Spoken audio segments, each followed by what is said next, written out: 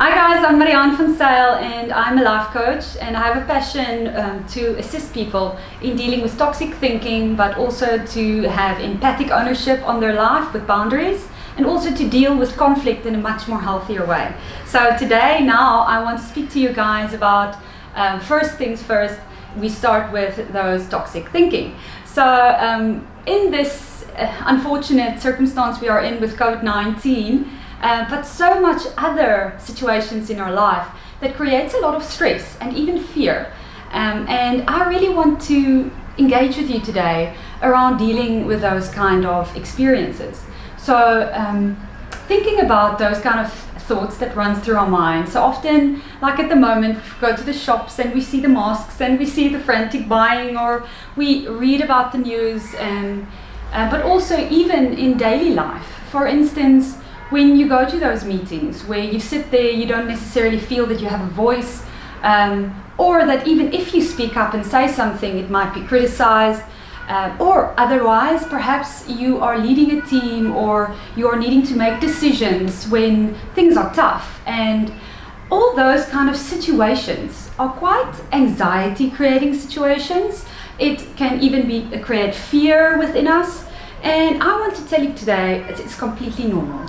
And there is a healthy and supportive way that we can help our body and our brain to help us guide through those kind of emotions and responses that happen to us. So let me explain. So I want to specifically speak about the mind and the body connection that happens to us when we have fearful reactions or anxious reactions to situations that we feel is outside of our control. And what happens to our mind or our thinking, as well as to our emotions and thus then to our body. So big picture first, I want to highlight that there is two ways in which we can grow through these kind of situations, so that we can use these situations as learning experiences and not getting stuck and even depressed in these kind of fearful, like activating events or situations we find ourselves in everyday life, not necessarily in a pandemic like we are in, but in everyday life. So there's two states that we go in. So we're either in a normal, calmer state where we can follow the more rational route that our mind or our brain wants to operate at, and usually then we have access to a lot of information that helps us create a perception of the current reality that is more healthy and a lot more real. But the moment we are experiencing a threat, we often get into our more irrational routes, and that create often some exaggerated emotional responses, and then can cause us to behave irrationally. So what we want to do in these situations is to have an understanding that there are things that runs through our mind in that moment that might not be true. Like, that's what it is called for as irrational. That's what irrational means. So that is what is happening. So we either have a rational thinking pattern running in our mind, or we have an irrational thinking pattern running in our mind. And guys, this is where it gets a little bit difficult and unhealthy, is when that irrational thinking pattern is triggered in a fearful or a dominating or threatening experience. And when we allow, I'm gonna say that again, when we allow that irrational thinking to then take hold of us. So we think it, we rethink it, we think it becomes, so once we begin to think about it, it's actually like feeding it. And the more we feed it, the more real it becomes to us in our mind. So we create our own reality in that moment. And the thing about that is that if that is our irrational threat response, and I'm going to share a little bit later why that is a irrational threat response, is the more we feed that irrational threat response, the more we will then feel threatened, and the more we will behave in perhaps irrational ways. So that is we want to understand what is the trigger behind that irrational thinking. so that we can unlearn what is not the truth about us. Yes, unlearn what is not the truth about us, and we need to learn. So there's two things that we need to do to grow, and to understand that our mind is based in a certain way. So we are wired, our brain is wired in a certain way, and with neuroscience that has showed us that there is no mind, no brain that does not have a massive capacity for potential. So that means that there isn't a brain on this earth that doesn't have potential, that every single brain, it's just us, it's the person with the will, the soul, that is not accessing the brain in the way it can be. So yeah, I want to tell you today, we need to understand how do we access our brain's rational capacity. Full capacity is to unlearn what is not the truth. So let me use an example. For instance, let me use the COVID-19 as an example. So often we have a fear response to the uncertainty of where is this taking us as a society, but also the uncertainty of your own safety. So it's a very primitive threat and fear response that there's a part in our brain called the amygdala that responds. Okay, and that's like the little hero in our brain that comes to play when we are threatened. So it's a very normal part of our mind and the way we live, but it's survival. So that's the sole purpose of the amygdala, is to help us survive. So when we walk in front of a car, for instance, for accident, I'm walking with my friend with a cup of coffee, and we don't look across this, we want to cross the street and we're not looking carefully, we're chatting. And all of a sudden I step into the road and she yells and she says, "Car!" And I all of a sudden realize the car is much closer than I thought, and I jump out of the way. That is the amygdala responding. Now, just like I jumped now, it wasn't very gracious, okay? But that's not the point. So the point of the amygdala is to act fast, not gracefully. So gracefully would be our rational route. Remember, our rational route. The amygdala is our irrational route. It's not about grace. It's not about being correct. It forfeits accuracy for what? For speed. So the thing is that we often, if we start responding out of that threat response, we forfeit accuracy, guys, for speed. So if we become fearful, that's why people become panicky. And they behave in ways they wouldn't otherwise. They would become excessively obsessive about buying toilet paper and even be rude with each other in the shops.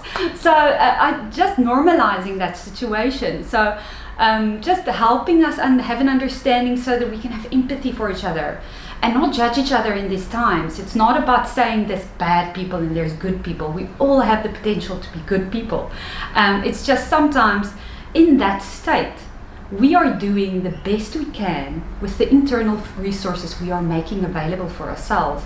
And when we have not walked the journey thoroughly about our own awareness and having an understanding of my own identity and who I am, having a better understanding of your own story and what threatens you, what makes you feel fearful or even dominated or even unvalued or disrespected. What are those kind of things that trigger us into feeling a sense of an identity crisis or an insecure situation?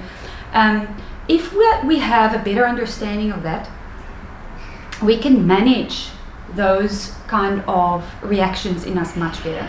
So let me help you understand by this drawing of mine. So I usually draw this to make us understand how do our mind work. So this is a iceberg.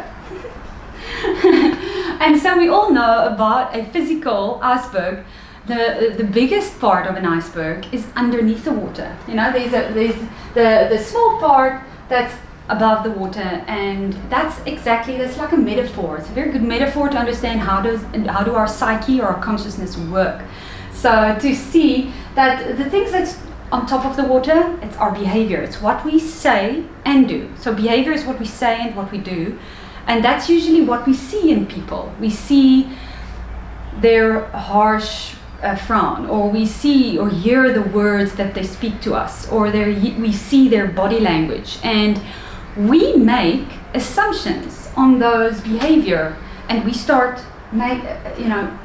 feed those assumptions into our thinking patterns, and from our belief structure we start making sense of, oh, I think they're angry at me, oh, did I do something wrong?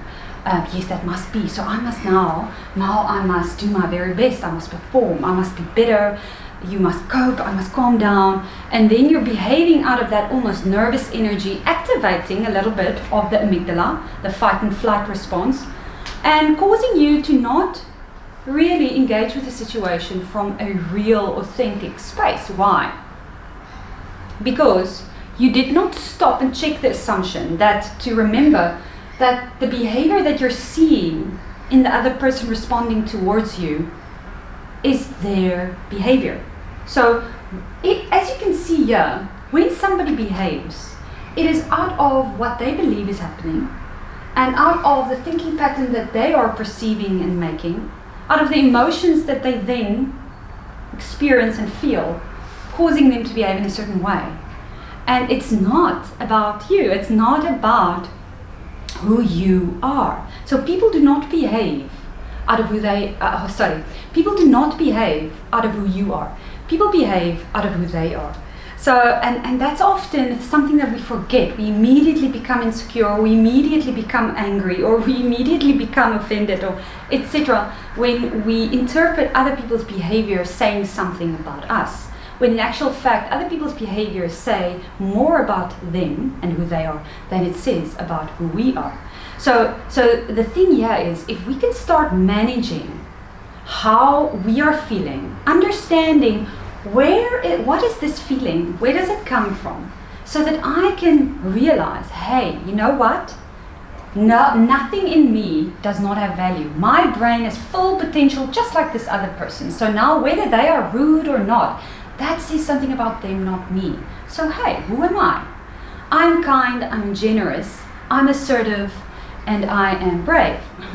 And if I can start affirming myself and reminding myself of that is who I am, and I start rearrange my thinking patterns and habits around that, I am experiencing an emotion that is more confident, and I'm going to get to that because often we also feel the fear of the doubt, but yet we can help ourselves by also accessing the confidence of this is who I am, this is the person I am. So then we choose a response out of who we are, not out of a reaction of who somebody else is. And that is how we can create influence. So that is how we can be authentic and not push authenticity, how it's often being sold that we need to be real, and real means crying and showing emotion and all those kind of things, when it's actually authenticity means that you are vulnerably understanding who you are and leaning into understanding who you are and why you think the certain insecurities you think, to deal with that, have an understanding that that is actually not the truth, and to start affirming what is the truth about me and start living from that truth in that space, instead of living from your insecurities and other people's reactions. So if I say that we should unlearn those untruths, the irrational thinking, that belief stems from formative years. So unfortunately, yes, this comes from our childhood, and the thing is that the framework of reference, and then creating the belief structure. So the frame of reference is only being established in the first 7 to 10 years of a person's life. So that is when we are very little. So you can imagine if that part of the brain, the frame of reference, it's the framework from where we reference life. So if that is still being built, you can imagine why a child is so absorbing. They think everything is awesome and big and massive, and mom and dad is fantastic and super. So you can imagine whenever there is something that happens there, it doesn't have to be traumatic or massive. It can be something massive, but it can also be short, continuous experiences in life that you as a child, you don't have the ability, because your framework is not there yet to reference, to think, mom is just in a bad mood. No, unfortunately, when mom yells at you because she's under pressure somewhere else in her life, and she doesn't have the patience to deal with you nagging about something, because children do, or wanting something, or just needing attention from her, and she flips and says, I can't deal with this now, go play, go to your room, or go play.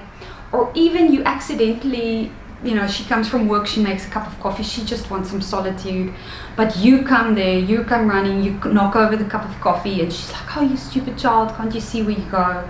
I'm just using examples, that's not incidences. That's not just small incidences. Unfortunately, those incidences, we can't say, oh, mommy is just in a bad mood. Unfortunately, we start thinking, did I do something wrong? So my need of wanting attention is not as important as what mom is busy now with. And unfortunately, those kind of seeds that gets planted into that framework is what builds our belief structure, starting to creating us to believe that perhaps I'm not that important.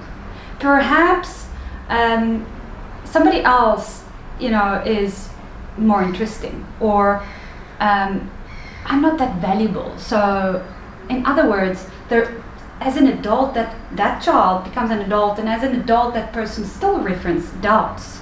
Okay, so when people do those kind of things, they probably don't find me interesting, so what should I do? So that's the thinking patterns or the coping mechanisms we draw from, especially when we're young, and we build into them. And in this instance, a coping mechanism would be something like, I need to perform, I need to push, I need to show them I can, like academics, like sport, like you need to show you're something. And unfortunately, we then move into an understanding that what I do defines me, instead of who I am. And because as a child you learned from those small incidences that who I am ain't enough, because mom wanted to drink her coffee alone and not with me. So who I am is not enough, so I need to do more, be more. And unfortunately we move into that we are a human being that need to do stuff to get our needs met, which is basic human rights.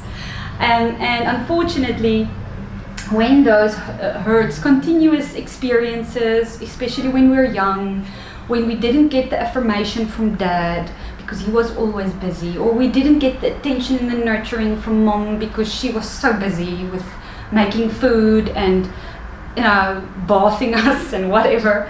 So those kind of love connections and belonging connections, those needs aren't settled in our identity. So there's a little bit of a gap.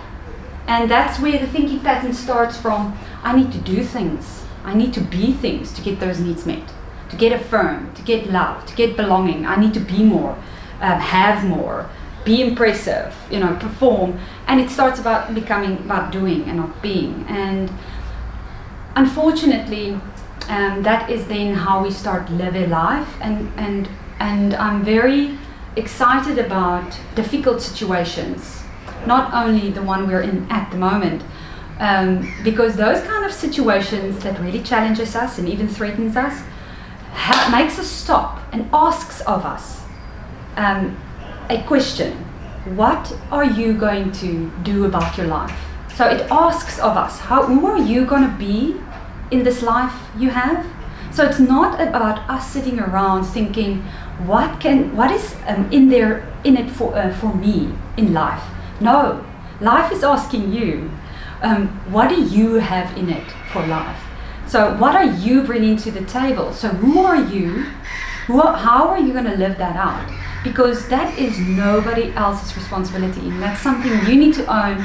And that is the empowering thing I want to leave you with, is that if we can really start understanding what are the things that takes us outside of the control of thinking that I am in control, I have responsibility for this life, and I don't have to just be a response to other people or situations behavior.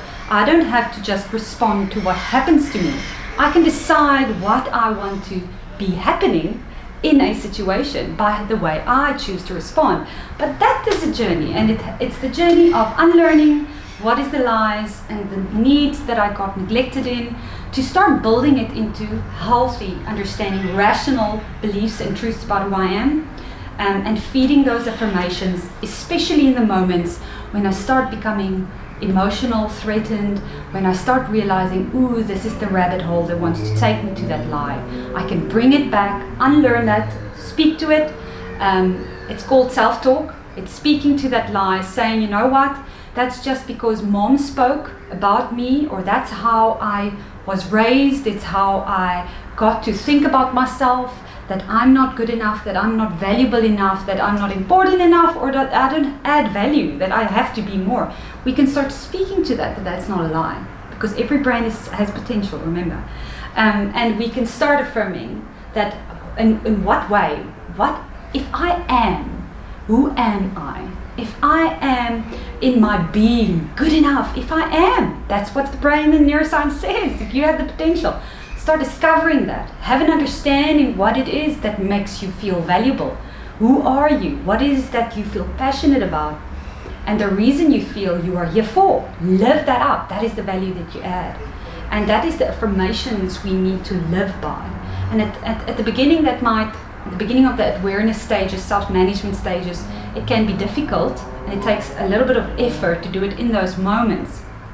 But that is where I want to challenge you, is to take some time, reflect in the moment, even in this situation.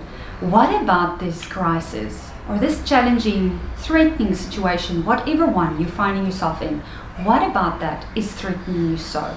What is it taking you to? What is the belief that you feel that you're doubting and dabbling and dealing with, almost fighting with? What is the need that you think is there, neglected there? And how do you think you're coping? Are you also trying to show yourself, trying to overperform, trying to do things or have things to show that you have status or worth? Is that how you're coping? Because if you can start seeing your irrational root, it would be much more easier to, in the future, start becoming aware of it, pick it up, have an understanding for it, empathizing with it, managing it differently. Realizing with yourself that you have worth, that you can now choose how you want to respond because you have an understanding, you affirm your worth. This is what I'm passionate for, this is what I feel I'm here for, and you choose from that space, you choose how to behave and respond. And sometimes we will still feel the fear, because remember, emotions is a response to what we think. It isn't the only reality. So often, because emotions is such a bodily experience, we think it's the reality, but it isn't. So just to understand that we might still feel the fear, but don't let that stop you. Fear is just a uncertainty, so you want to almost talk to the fear, help normalize the fear for yourself, empathize with, yes, I'm feeling fearful, this is a threatening situation for me, this is why it's threatening. Remind yourself, but this is the truth, this is why I want to behave like this in this situation, because I want to be somebody of influence, and I want to show myself and live my passion, or even just live a life of fulfillment, and respond from that. So that is it. Just want to leave you with that. Go and reflect. What about the situation is making you feel threatened, and what do you want to unlearn? What do you want to relearn and affirm? And let me know what you have come up with. Thank you.